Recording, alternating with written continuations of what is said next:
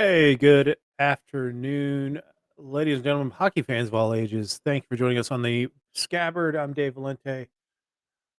Wow. So again, another loss. We are it's starting to look like the Nightmare on Chippewa Street 2021. Actually, it was all in 2021 season when we were had the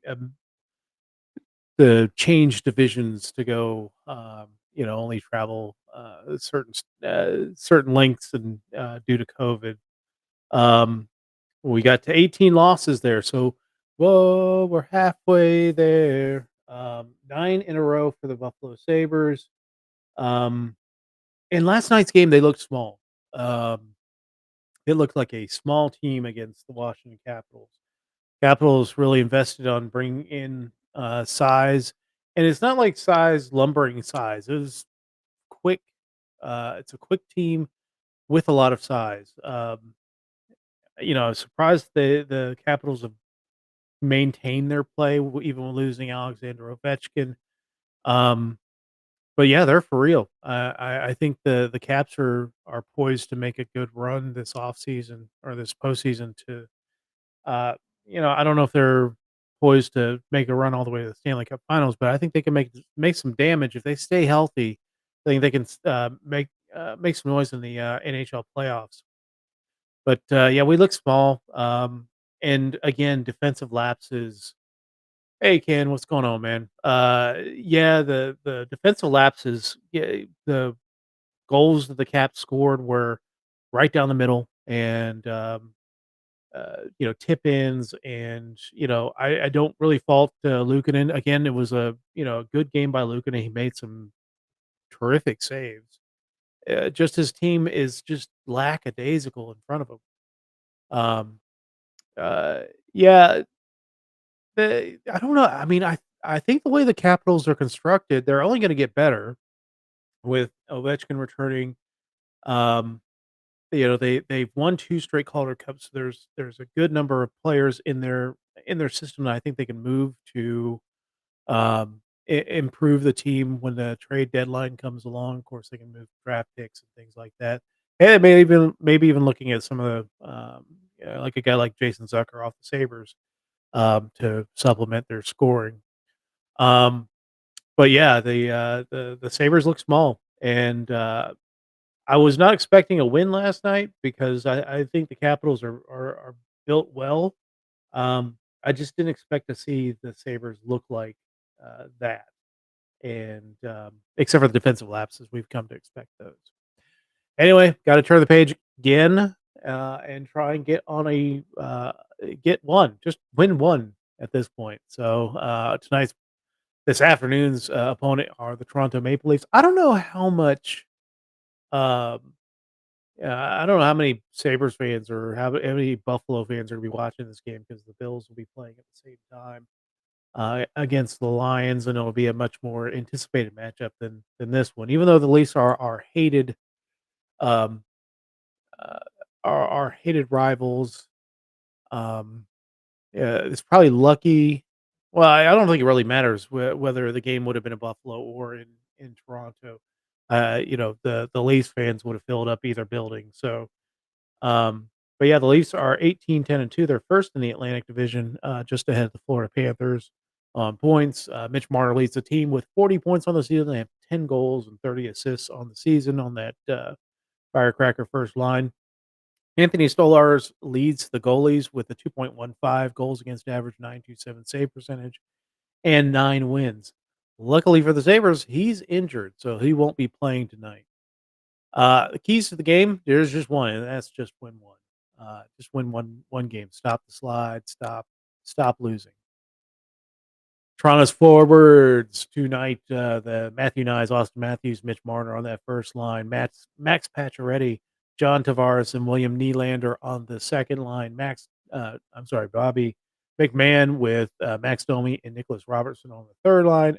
Steven Lorentz, Connor Dewar, and Ryan Reeves on the fourth line. Defensive pairs for the Toronto Maple Leafs: Morgan Riley with Oliver Ekman-Larsson, Jake McCabe, former Sabre Alert, with Chris Tanev, and Simon Benoit with Philippe Myers on the third pair. will be facing a young goaltender, Dennis Hildeby. Um, this is not good news for the Sabres. Sabres traditionally play like shit in front of when they face first time, goaltender for the first time, the young goaltenders at that. Um, we'll see how this goes. Joseph Wall's backing him up. Toronto's coming in off of a loss last night. Yeah, Reeves is still playing. Uh, you know the you know Matt Rempe getting sent down. Every once in a while, New York media hypes up on a player. I think of who was the Asian basketball player that just took off for like a month and was all was awesome. Jeremy Lin, that's it, Jeremy Lin, and New York media just hyped him up like he was the second coming of Jordan, and I think that was the same thing with Matt Rempe. Ryan Reeves has some value still. I mean, he's a big body. He's a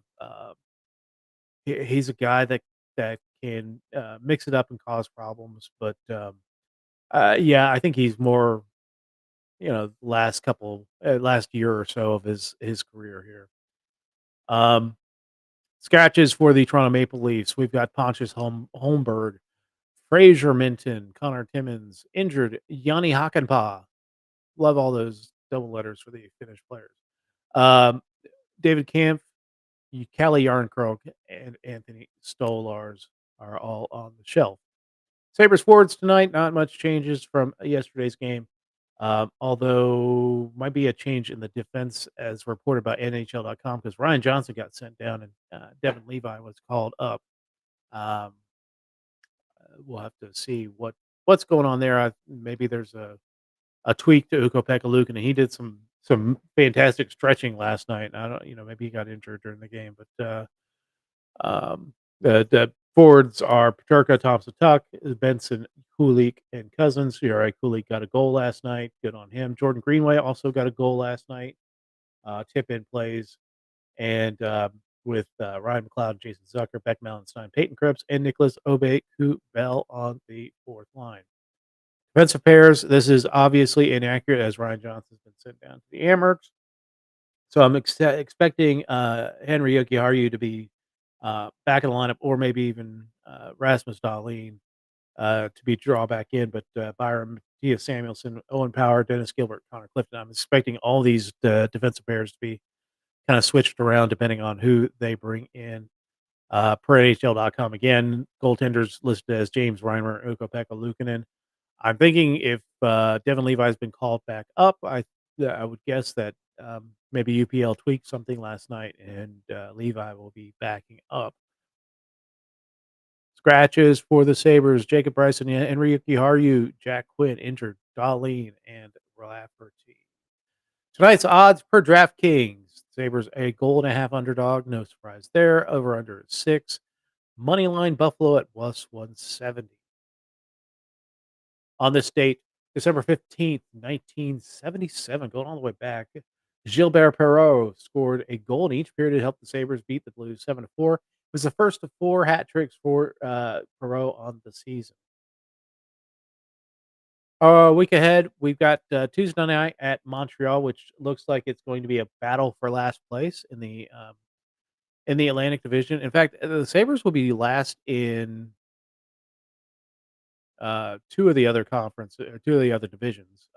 They'll be last in the they'll be tied for last in the Pacific Division, and they would be dead last in the Atlantic Division or the Metropolitan Division at this point. So, battle for last place in the Atlantic Division with Montreal Canadiens on Tuesday. Friday, rematch with Toronto at home, although it won't matter. And then Saturday night at Boston. Um, that might actually might be a matinee game. Let me confirm that with the Sabres schedule here. Oh no, it's a night game, so 7 o'clock start for that Boston game. But anyway, our next episode is going to be Tuesday night at 6 p.m. as we take on the Montreal Canadiens. Battle for last place, unless the Sabres actually get 2 points tonight and the Canadiens do not. But, anyway, thanks for watching. That is the episode, and we will talk to you all on Tuesday night. Thanks, folks.